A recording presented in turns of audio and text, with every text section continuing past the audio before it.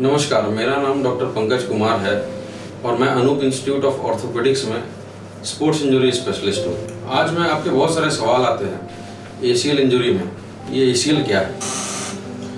ACL होता है anterior cruciate ligament.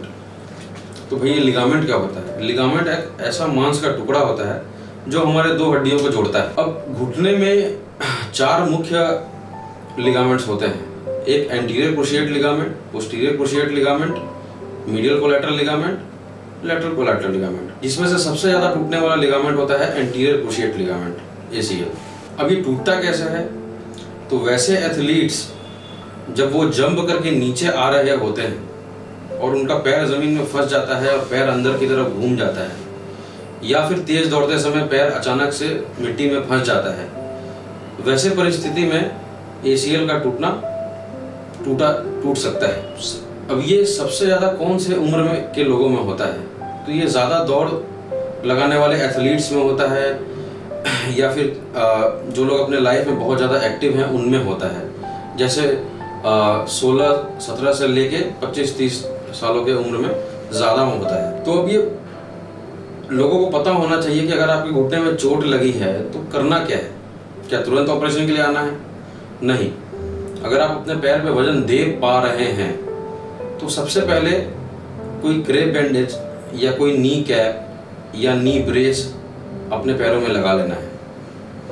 उसे पैरों को आराम देना है, रेस्ट। उस पर बर्फ की सिकाई करनी है, आइस, और पैर को ऊपर भी उठा के रख सकते हैं। अब सर्जरी कब नहीं करते हैं और कब करते हैं? तो यूजुअली एसीएल में 3 टाइप के टीयर्स होते हैं। तो ग्रेड 1 और ग्रेड 2 टीयर्स में ऑपरेशन की यूजुअली ज़रूरत नहीं पड़ती है। वैसे केसेस में मरीजों को फिजियोथेरेपी और पीआरपी इंजेक्शन से ही ठीक किया जा सकता है। उसमें ऑपरेशन करने की ज़रूरत नहीं पड़ती है। लेकिन जहाँ पे एसीएल कंप्लीट टीयर है, जैसे ग्रेड 3 टीयर है, वैसे मरीजों में आर्थ्रोस्कोपिकली यानी कि दूरबीन के थ्रू एसीएल को बनाया जाना ज़रूरी है। अगर दो हमारे जो फीमर बोन है, थाई वाली बोन, और ये शिन बोन है, टिबिया बोन, अगर इसके बीच में गद्दी भी टूट गई है, जो कि मेनिस्कस भी टूट गया है, तब सर्जरी को जल्दी करना ज़रूरी हो जाता है। लेट करने से मेनिस्कस रिपेयर करने के बाद भी रिजल्ट अच्छे नहीं आते। अब सर्जरी कैसे की जाती है? सर्जरी दूरबीन के द्वारा की जाती है। पुराने एसीएल को, टूटे हुए एसीएल को हम लोग दूसरे लिगामेंट बॉडी से निकाला जाता है।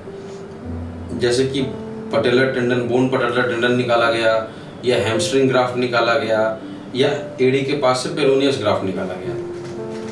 यूजुअली एथलीट्स में पेरोनियस ग्राफ्ट भी निकाल, या फिर बोन पटेलर टेंडन ग्राफ्ट निकालते। उसके बाद उसे पुराने एसीएल की जगह हड्डी में छेद करके और उसे फिट कर दिया जाता है बटन और स्क्रू के द्वारा। कुछ लोग दोनों साइड में बटन भी आ, जैसे शिन बोन में और हमारे थाई बोन में बटन ही लगाते हैं, जिसे ऑल इनसाइड एसीएल टेक्निक भी कहा गया है। उस टेक्निक का एक फ़ायदा है कि आप जल्द से जल्द अपने पैरों पे जल्द से जल्द आप एक्सरसाइज करने में और दौड़ने में सक्षम हो पाते हैं।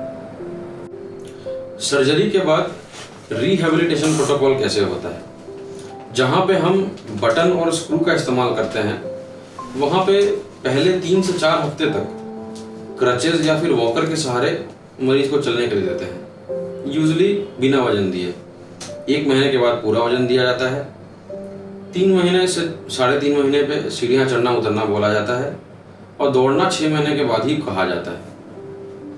लेकिन अगर ऑल इनसाइड टेक्निक किया गया है, जिसमें इंटरनल ब्रेस का भी इस्तेमाल किया गया है, ऐसे मरीजों में देखा गया है कि वो उनकी रिकवरी तेज होती है, थोड़ी जल्द होती है, और वो 3 से 4 महीने में ही अपनी दौड़ने की जो प्रक्रिया है, उनका जो स्ट्रेंथ ट्रेनिंग है, वो सब जल्दी किया जा सकता है। तो ये तो होगी एसीएल की बात। अब अगर गद्दी को रिपेयर करना है, जैसे कुछ मरीजों में एसीएल नहीं टूटा है, पीसीएल नहीं टूटा है, लेकिन सिर्फ गद्दी टूटी है, वैसे मरीजों को खासकर जल्द से जल्द ऑपरेशन करना ज़रूरी होता है। क्योंकि लेट करने के कारण जो रिपेयर होता है मेनिस्कस का, वो फिर सक्सेस रेट कम हो जाता है। उसी प्रकार एसीएल में अगर बहुत देर कर दिया तो क्या होगा? तो चूंकि घुटना बार बार घूमता रहेगा और आपको घुटने में कॉन्फिडेंस नहीं आएगा चलने फिरने में, तो जितना ज़्यादा से ज़्यादा समय आप छोड़ देंगे तो घुटने का जो कार्टिलेज है जो ज़्यादा घिसता है टूटने ACL टूटने के कारण, उसके कारण गठिया रोग वो जल्दी हो सकता है। इसलिए इस ऑपरेशन को चोट लगने के महीने से 1.5 महीने के अंदर में कर देना चाहिए।